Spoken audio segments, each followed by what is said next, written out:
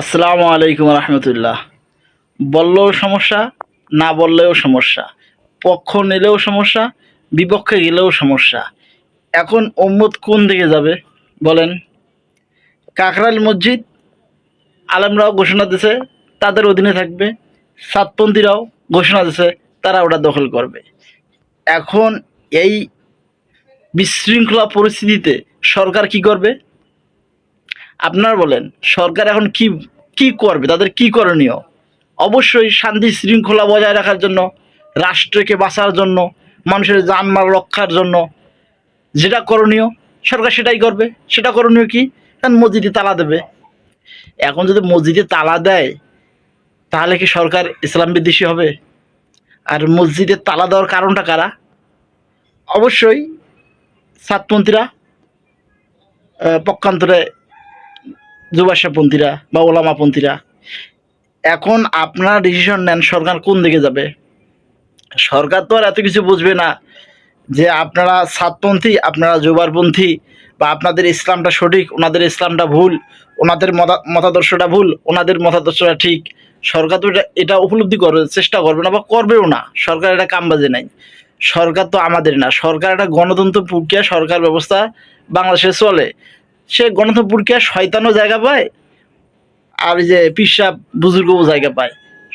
সরকার এটা চিন্তা করে না উনি ভালো মানুষ বা উনি খারাপ মানুষ।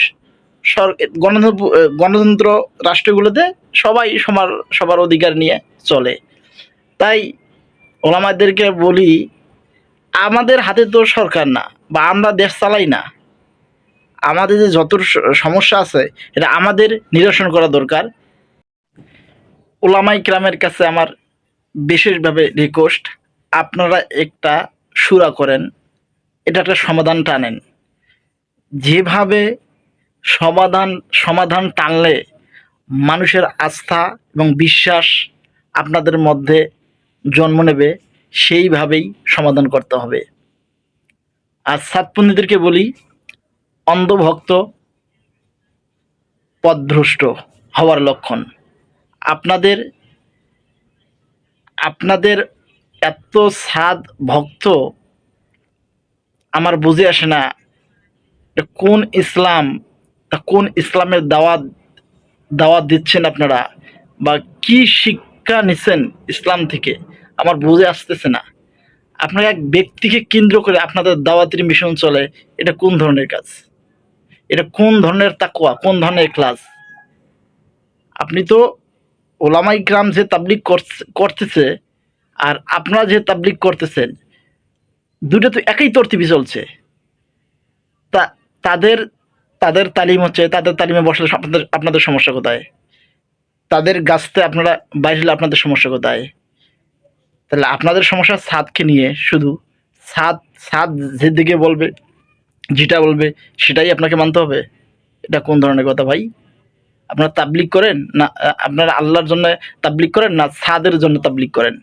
ছাদ তো এই আমির, ঠিক আছে আমির, কিন্তু কোনো ইসলামী ইমারতের আমির না তো, উনি তো একটা সংগঠন আমির। আর সংগঠনের আমির তো, সংগঠনের আমির হলে তার একক কথায় সব কিছু চলবে না তো ভাই।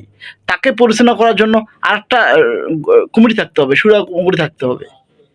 উনি তো ভুল করতে পারে, তা ওনার ভুল ধরে দেবে না ওলামায়ে কিরাম? আপনারা কি চান? তার মানে উনি ভুল করবে, ভুলের মধ্যেই থাকবে,